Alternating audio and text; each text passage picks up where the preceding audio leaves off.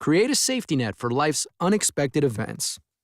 Life is unpredictable, right? I mean, you can't count on knowing what's going to happen one day to the next. And that can throw us some financial curveballs. Like, let's say when your car breaks down out of nowhere and you're on the hook for a new transmission. Or, the home's furnace kicks the bucket, right? Or, it may even be something more severe, like you losing your job. So then how are those monthly bills going to get paid? I mean, these are just a few of the reasons why it's so important to have a safety net to pay for life's unforeseen emergencies. Because if you don't have one, you may unexpectedly and reluctantly have to borrow from somewhere you shouldn't without a plan to pay it back. That's when you get into trouble. And debt, wow, it just starts to grow and grow and grow.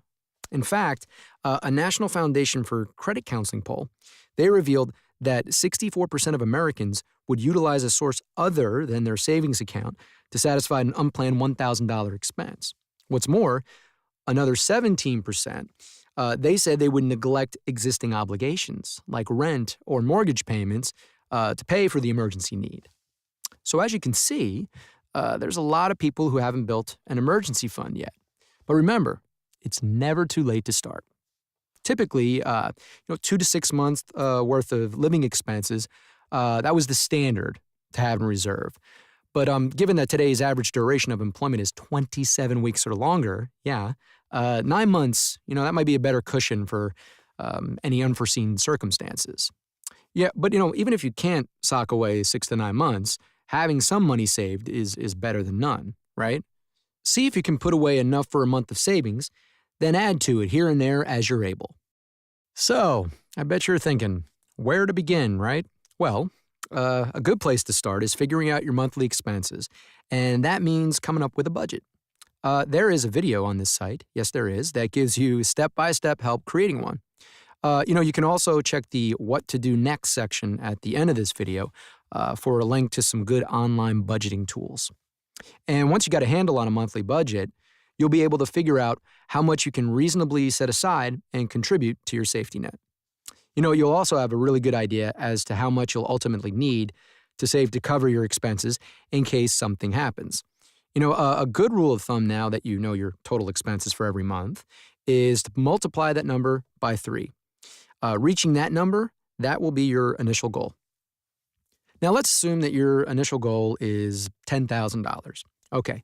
Now, if you give yourself a 2.5-year timetable to save for it, then you're going to need to put away $333 per month and $166.67 to be exact if you make it a 5-year plan. But please remember what I said before, any money is better than none, right? Even $5 or $10 at a time. In fact, if you could save $5 per day, that's less than the cost of buying lunch, you'll have $1,825 at the end of the year and $9,125 in just 5 years. So please, start putting money aside as soon as you're able. And that means before saving for vacation, before investing, even before contributing to your child's education, maybe even before taking the family out for pizza. Because you're going to want to have that cushion, not to mention the peace of mind, knowing that you'll be able to handle whatever calamities life can throw at you, because they'll be thrown at you. This should be kept in a place where it can earn interest and be relatively easily accessible, but not so readily available that you'll use or borrow it from everyday expenses.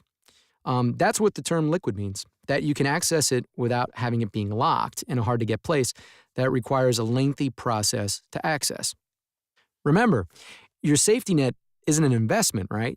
It's there to protect you against taking on high-interest debt or having to borrow money, which is why you want to gain a little interest on it. But it shouldn't be the driving factor. Stability and accessibility should be your guidelines. So consider setting up a separate account, especially one that's online. A savings account or money market savings account are both good options. Either one of them will give you the liquidity you need while still earning you a little bit of interest. If you can set up automatic deposits too, that's great. This will make it much easier to contribute every month, and that's going to prevent you from making excuses for not saving. In fact, many banks also offer programs that can help making saving easier. Finally, Let's see if there are ways to increase your savings, like brown bagging it for lunch, old school, cutting out the expensive afternoon lattes, or picking up some extra hours at work. You get the idea, right? I mean, there's always something you can do to find a couple extra dollars here and there. Oh, we also have a video that can help you find some new ways to save. These savings can be added to your safety net without taking away from the other things you need to pay for. I think we can all agree that having a safety net is a good thing, something that will give you peace of mind for years to come. It's one of those universal truths that can benefit us all. A cornerstone that you're laying for a strong, stable, long lasting financial foundation.